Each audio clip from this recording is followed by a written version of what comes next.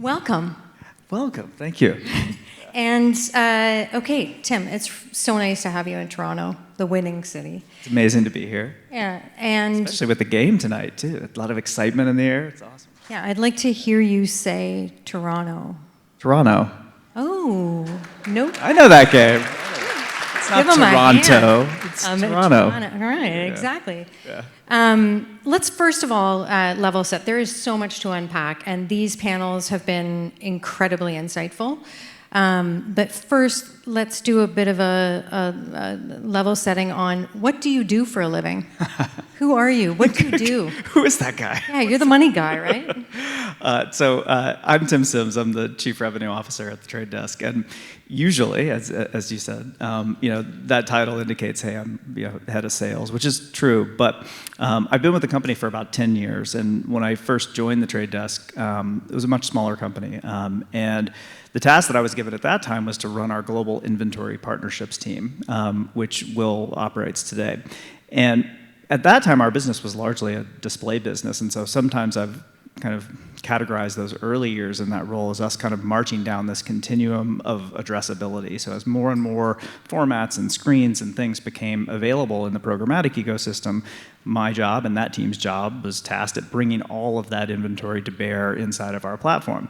And then, over the last 4 or 5 years, it's been really, really focused on the change that's happening in the television landscape, not just in the US, not just in North America, but everywhere in the world. And so sometimes when I think about that team's tagline or that team's charter, it's when someone logs into the Trade Desk, they should have access to every impression on every screen everywhere in the world. And that's how I think about that team's charter on inventory. And about 3 years ago, I moved into my current role as Chief Revenue Officer, where I oversee our global sales and go-to-market teams.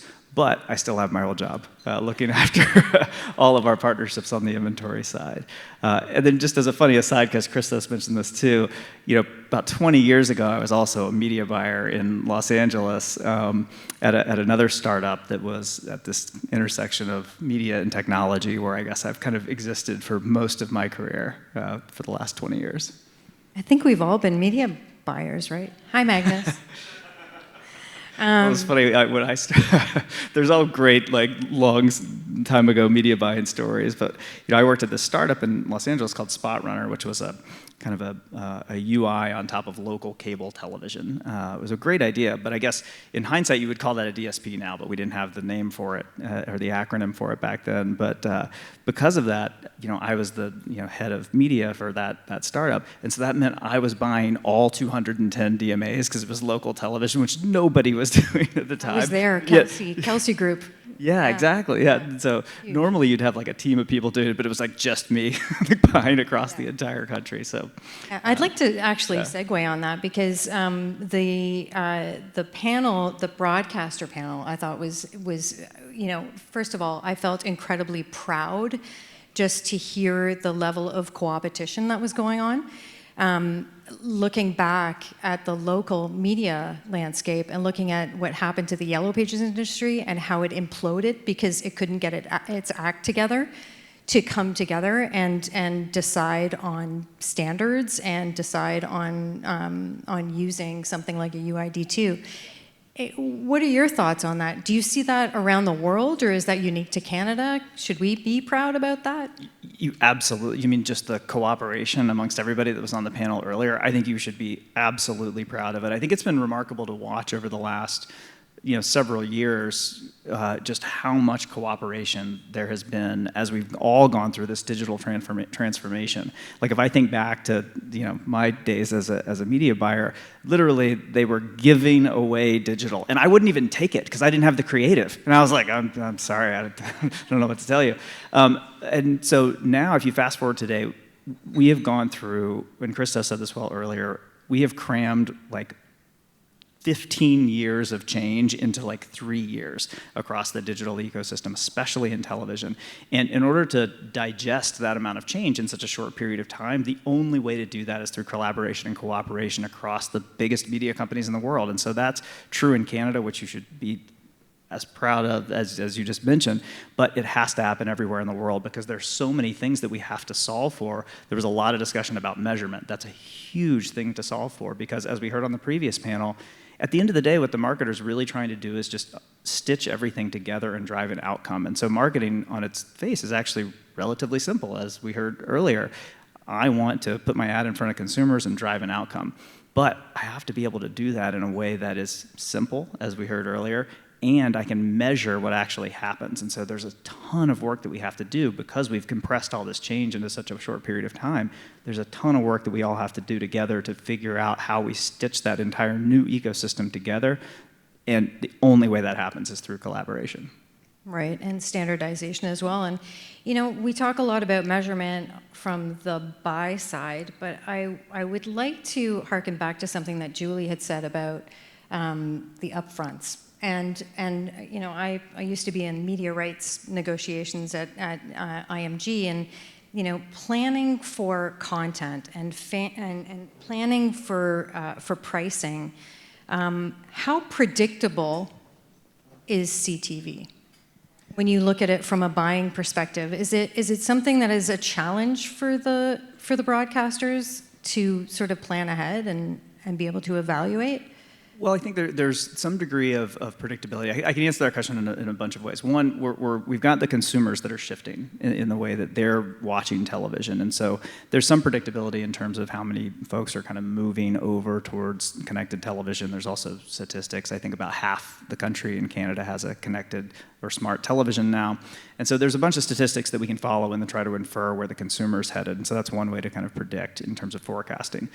In our seat, in the seat that we sit in, we have this kind of incredible position in that because most of the ecosystem has adopted programmatic as a kind of viable means of monetization, that means that our platform gets to look at all of these ad opportunities on a second-by-second basis. And so that allows our customers to log into our platform and forecast on a holistic basis across the entire ecosystem, whether it's in North America, whether it's in the UK, whether it's in Germany. We can forecast really effectively because we're seeing this kind of constant influx of impression opportunities come across the platform. So what that enables for the marketer is to say, well, gosh, I've got this audience, regardless of what it's based on, device IDs, CRM data, whatever it is, and I've spent a ton of time and effort and money curating that audience. Now I can take that audience, drop it into a platform like the Trade Desk, forecast that across the entire CTV ecosystem, and then activate it for the first time ever. And that's incredible. And that ability to forecast in that way wasn't possible 5 years ago.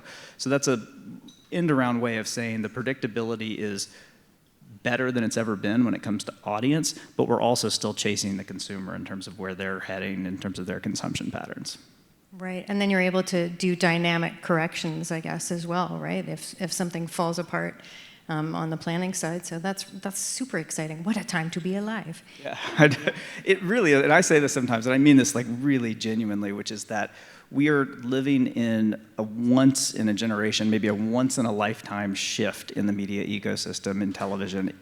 This does not happen every 5 years. Like, the consumer is leading it, and we are all in the media ecosystem following that shift. And it is really a once-in-a-generation change, and we are all right in the middle of it. So it is an exciting time to be part of the media business because I don't think this is going to happen again for a while. Well, does everybody feel that way, do you think? I mean, when you think about adoption levels, right? So, looking at all the stuff that IAB does as an example, like on the tech lab side, we're always talking about skate to where the puck is going, right? Or we build for the future, but then we have the industry and supply chain that is sometimes kind of hesitant to change. Do you see any hesitation in adoption, or do you see the industry embracing the solutions that you've got? Yes, I think there is sometimes this thing that I'll sometimes call like institutional inertia, right? There is this institutional inertia in many organizations, whether you're a media sales organization, whether you're an agency organization, and whatever it is. And that institutional inertia is created out of habit of doing things the same way over and over and over again for many, many years. Upfronts are potentially a good example of that. But in order to kind of shake that institutional inertia free, you have to have these big, massive catalysts in the system to force that change. And I think what we've seen over the last couple of years is one of those catalysts that's forcing a lot of change. And so that's my long answer. My short answer is I don't think we have a choice but, but to change because the media landscape has changed. And so we have to accommodate that so that we can deliver as kind of conduits to that media landscape so that we can deliver for clients like Samsung and Starcom what they want, which is they want to look at this entire landscape holistically and deliver their message. And so I think we kind of don't have a choice at this point but to adapt, even though there are those institutional inertia forces maybe that slow it down a bit. And when you look at, I mean, the examples that Andrea and Christian were talking about, when you look at it from, I mean, coming from the US, obviously the scale is so much larger. Where are we in terms of, using the data appropriately and innovating and using UID2 as an example to its potential in terms of testing and implementation? Well, I think one of the amazing things, and Will pointed this out on the panel earlier, is that in a lot of ways Canada's way ahead of the curve because you've got this incredible cooperation across all broadcasters. You've also got, or I'll back up for a second and say sometimes when I sit down with a marketer, I'll ask a question that is a pretty basic question that just to get the conversation going, which is, do you feel like your media investment is accurately reflecting where people are watching television today? And by and large, the answer is, well, we're trying to get there. We're on a journey. We're trying to get there. But if you look at the broader Canadian market, you're actually kind of there because you have about a third of the audience who's cord cut, and you have about a third of the investment. If I heard you guys earlier, right, you've got about a $4 billion television market, of which about $1 billion of that is in CTV. And so if you've got that adoption of CTV already from an investment perspective, you're actually already answering that question in the affirmative. You're like, yeah, we are there. We're actually getting our investment allocated appropriately in terms of where people are watching television today. The next step in that journey is, how am I applying data? How am I doing all of these things that are available to us now? How am I breaking free from these old paradigms of age and gender that you guys spoke about on your panel earlier? Because so much more is possible now. We've lived in this kind of two data point paradigm for about 50 or 60 years, and in the meantime, so much has changed in the digital kind of world that we live in, that so much more is possible now, yet we still transact billions and billions and billions of dollars on 2 data points. Seems like we can do better than that now, and so I think that's what everybody wants. That's what marketers want. That's what agencies want. That's what platforms like ours enable. That's what broadcasters want too, because they have incredible data that they can activate inside of this digital ecosystem now today as well. So I think bringing all of that together is going to create a much healthier marketplace over time. But if you just look at that first question that I asked and where the Canadian marketplace is, you're already answering yes to that question, and that the investment is reflecting where people are watching television. So now how do we supercharge that investment and make it smarter and more thoughtful in terms of its measurement and really, really have it accelerate and take off to what's, I guess, possible now? That's a good answer. It's a long answer. I'm a long-winded answer person. I grew up in Georgia. We talk a lot in the South. It's pretty thorough. It's just a thing. Yeah, it was pretty thorough. So everything's accessible through programmatic, and you've got people really excited about it. Everyone has, this is similar to the AI discussion. When everyone is super, what does super look like?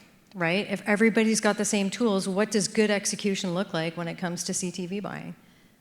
Yeah, I mean, I think good execution when it comes to CTV buying is leveraging everything that you have available to you. So if I put myself in the shoes of Samsung, they have this treasure trove of information about their customers. Activating that is such an opportunity. If I'm a CPG, I understand so much about my customer and their buying behaviors.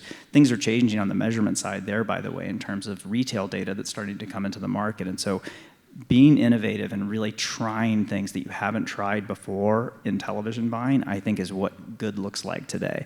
Because if you continue to buy in the same ways, you're just not taking advantage of what's possible in the market right now. Talked about live sports earlier. Test live sports, test audience delivery, test unique audiences that are measured by retail data, which, by the way, is also what most marketers are after.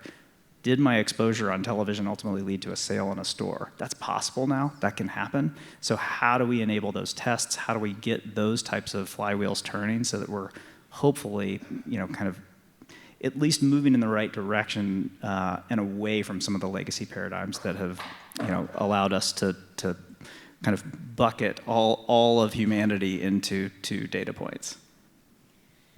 When you think about the solutions that are coming out as a result of the cookie independence that we find ourselves in, do you see further innovation on the UID2? Like, what do you think of, like, on what needs to be improved, or what keeps you up at night in a good way, right? Like in an excited way about what's next? Yeah, for sure. If I just zoom out and think about identity just as a broader kind of, I guess, evolution that's happening across digital. So there's the kind of obvious thing out on the horizon, which is when and whether cookies are going to go away. And all of that is important, but also not the driving force behind UID2. I think we've built this digital kind of fabric on a relatively kind of flimsy foundation, which is the cookie. And so part of the initiative of UID2 is trying to build a much more solid foundation of how we think about identity on the open web.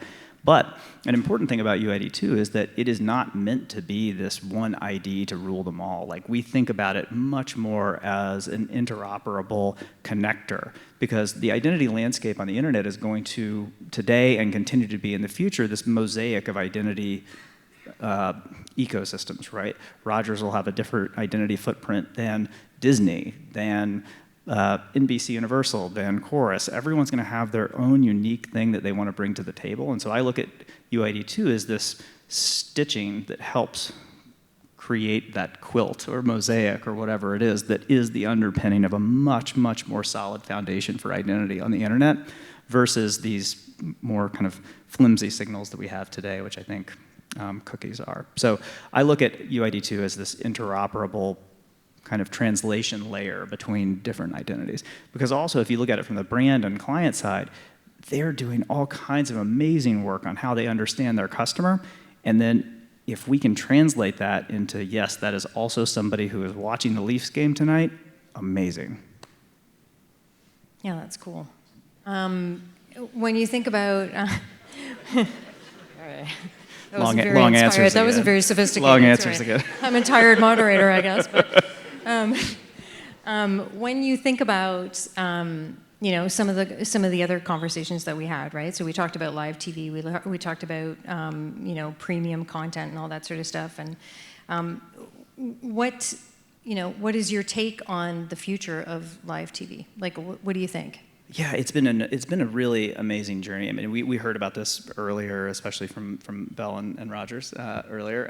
But it's I'll maybe tell a little story to maybe back up kind of how we got to this moment. So probably about 5 years ago, I was at CES and had a meeting with a major cable network in the U.S. that has a lot of sports. If you could figure out who that is, and they said, I have no idea how many people are streaming on my content. Can you guys help me figure this out? Because the byproduct of I have no idea how many people are streaming my content is I also have no idea how to monetize that. And it's very difficult because I can't sell it. I can't predict it. I can't forecast it. I don't know what to do. So programmatic turns out is a very good solution for these kind of unpredictable spikes in inventory that happen often in a live sports environment, or any live environment for that matter. And so at that point in time, we did a ton of technology development work in our platform. We also worked with some of the platforms on the supply side, namely Freewheel in this case, to help build for and accommodate for this kind of very lumpy delivery that happens. On our side, what that messes up is budgeting and pacing, because if you imagine a campaign flight, it's trying to spend its money relatively evenly over the course of the flight of that campaign. But live sports doesn't work that way, right? You've got just an enormous spike in traffic, as we'll see in about an hour and a half tonight. And how do you accommodate that in our platform? How do you accommodate that on the supply side? So we built a lot of technology to solve for this. And so as a result today, we have access to every major sporting event that happens in the US. And it was all on the heels of that one conversation. That's where it all started, was trying to solve a problem for one of our partners. Now, it still just absolutely blows my mind, and I think this is just so incredible, and this was touched on earlier in the panel, that let's take NFL football or NHL hockey. like these used to be the kind of bastions of upfront, long-term commit, sponsorships. This is the world that those events lived in. We have now completely opened the door to such a broader array of advertisers who now have access to that type of content through programmatic. And the fact that you can log into our platform on a Wednesday and run in NFL football on a Sunday is incredible. That was not even remotely possible a few years ago, because those huge tentpole events that are extremely expensive from a rights perspective on the network side have now opened the door and enabled access to just hundreds, if not thousands, of advertisers that never would have been able to participate in that in the past. And I think that evolution and that change is really going to help live sports continue to thrive as more and more people move to the stream. It's amazing. Yeah. When you think about, I'm mindful of the time, so I want to squeeze in as much as we can here. But when you think about corporate social responsibility, and you think about responsible media, and all of the different things that the various trade associations are working on, CMDC, ACA, Think TV, everyone is kind of on board trying to create a responsible media environment. What's your take on that? Yeah, I mean, I think one of the things that we've been a champion of really for the entire time that we've existed as a company is this concept of the open internet. And it's not dissimilar from a lot of the initiatives that are going on in this country around how do we buy local media and support local media. That's exactly how we view the world. And we look at this open internet, the open internet is this thriving ecosystem of journalism, of content creation. It's what we all enjoy, right? Like when I am out there looking for content, when I'm looking to read a story, when I'm looking to research something or understand something, all of that content is there kind of for free for us. And so like the least we can do is provide a really healthy ad ecosystem to support all of that content. And so I look at our initiatives around how we create a thriving open internet paramount in this conversation, because without it, I think we're at real risk of some of these institutions starting to suffer, whether that's journalism or content creation. You know, I've made this point in the past, which is that, you know, we all kind of made this deal with the internet like 25 years ago, which is that I'm going to get the world's content for free, and in exchange for that, I have to look at some ads. And so wouldn't it be great if those ads were relevant and mattered to me? And I think that's what we're trying to do in terms of the open internet. We're trying to create an identity landscape that enables relevant advertising next to content that we all want to read and watch. And I think if we do that well collectively as a group, I think we've created a sustainable open internet for forever. Awesome. There's a cult film that most of you won't remember from the 80s.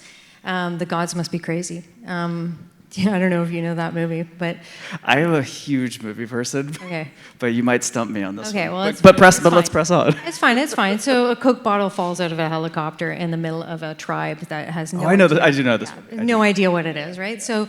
And I've often used that analogy for the internet, right? So email falls out of the sky and everybody's like, this is amazing. Look at what it does. And then we fight and we wreck it. And then Castle comes and then like all sorts of law, and it's just bad and spam, right? So when you think about CTV and you think about the fact that it's accessible now, right? Like your, SpotX thing, like that like it's the dream realized. How do we not mess this up? That's a great question. In CTV specifically, or just like the internet? Just generally, like, I guess it's, we're, coming up on time. So I really want to hear, like, how do we not mess it up this time? Like, yeah, I think television is the greatest medium for content delivery ever invented. And we are living right now in the golden age of television. There have never been more shows on television that I want to watch than right now. I literally don't have enough time to watch all of the shows that I want to watch on TV. I mean, it's enough just to get through Succession. And then I've still got like 9 other shows. And I bet if we all went around tonight at the happy hour, was like, hey, is there something I should watch? We would all walk away with a list of like 20 shows that we were supposed to watch. And so how do we not mess it up? Is if we don't figure out a way to continue to fund this content, because this content is extremely expensive, and we hear about this and read about it all the time. if we don't figure out a way how to monetize and fund this content, I think we're in danger or putting that kind of golden era of content at risk. And this is not just true in the kind of world of Succession or HBO or whatever shows that you watch, but it's also true in what I was describing earlier, which is the journalism ecosystem, all of that. If we don't figure out a way how to create a sustainable marketplace to monetize all of that, I think we're at risk of the internet becoming actually quite small and controlled by a relatively small number of companies. I would way rather have a thriving internet that is a diverse set of voices, a diverse set of content. I would way rather that future than an internet that's controlled by 3 companies. And so I think that's the biggest danger of if we mess it up, then the internet is controlled by a very small group of people as opposed to all of us who are out there trying to do our best and create the best content for all of us out there to consume. Woo! Yeah. It's a great answer. And from an advertiser perspective, right? So when you open the floodgates and you give open access to content that was once really held at a premium, you kind of add some risk, right? There's people who aren't really necessarily aware of what good looks like when it comes to creative. Lesser production investment. Less attention to details that we all know about, like frequency capping and that sort of thing. Do you have any concerns about that? About like how do we teach the people who may not have gone through the rigmarole that we've all been through in online advertising? I think it's actually quite the opposite in CTV, in that we're naturally going to have creative rules and standards and things like that we have to adhere to. And I think we've done a great job from a technology perspective in order to kind of prevent any weird things happening on creative. So that's number one. In terms of pricing, which I think was the first part of your question, I also think it's a little bit the opposite there, because the best way to sell something that is scarce, which is what TV inventory typically is, there's a finite amount of that. The best way to sell something that is finite is in a marketplace where there's multiple bidders, and that's exactly what programmatic does. We hosted an investor day back in the fall, in late October, and I shared a slide at our investor day that kind of mapped out a bid landscape from our platforms. These are actual bids that were coming out of our platform. And then I had a line on that that kind of showed average pricing for programmatic guaranteed, or kind of what a lot of folks transact on today.